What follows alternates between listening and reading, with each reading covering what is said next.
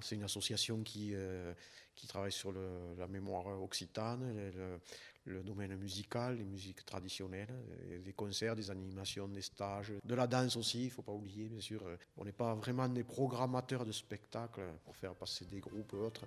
Les gens ont de plus en plus l'habitude de venir. C'est un lieu qui commence à être connu maintenant dans le département.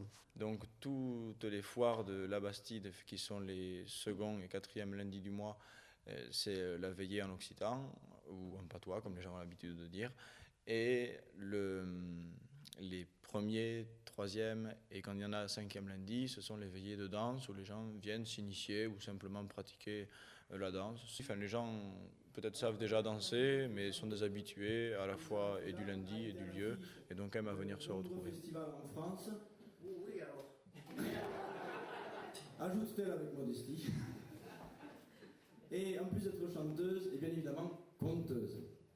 Oui, puis j'écris aussi. Ah mais bon, je ne peux pas tout dire non plus. Il faut du suspense. Et après, au quotidien, je me charge notamment de faire beaucoup de collectes auprès des gens, donc toute la collecte du patrimoine oral, et donc des traditions orales et musicales du département. Et je me charge aussi de l'inventorier, de faire des montages et de fabriquer des animations qu'on fait ici sur place, ou alors qu'on fait à la demande ou dans le département, ou parfois dans la région ou en dehors de la région.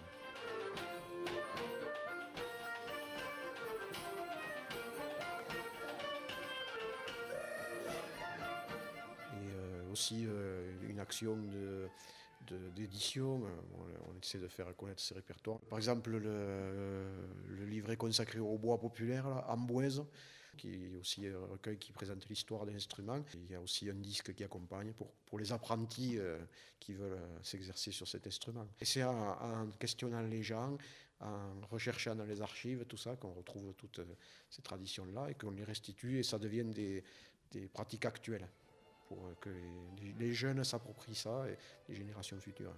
On voulait trouver un lieu dans le centre du département et justement on a rencontré la commune de Soulomès qui voulait aussi restaurer ce lieu dans lequel on est, la Grange. Le projet a été accueilli à bras ouverts, oui, puisqu'il nous a aidés d'abord à faire la salle, puisqu'ils se sont impliqués pour la salle. Donc on a eu des subventions qu'on n'aurait pas eues s'il n'y avait pas eu pour la musique traditionnelle. C'est un bon projet pour la commune, ça attire beaucoup de monde dans ce lieu. Il y a beaucoup de gens qui louent la salle après leur manifestation. Donc une particularité aussi du projet, c'est aussi la synergie entre justement initiative associative et vitalité d'une petite commune. Enfin, Soulomès, c'est 117 habitants, je crois, c'est relativement petit. Donc c'est aussi, le parc est aussi une manière de mettre en valeur notre activité, puisqu'on mène une collaboration en continu avec eux, notamment en ayant participé aux veillées du parc, en participant à la production du prochain livret et disque Découvrir, donc Paroles et Sons du Cos, por hablo y son del cauce, comme on dit. Et donc en fait, il faut vraiment bien souligner que c'est grâce au projet culturel notamment qu'à un moment donné, on peut mettre en valeur du patrimoine de pays et revitaliser aussi la vie d'une commune en créant un lieu de rencontre.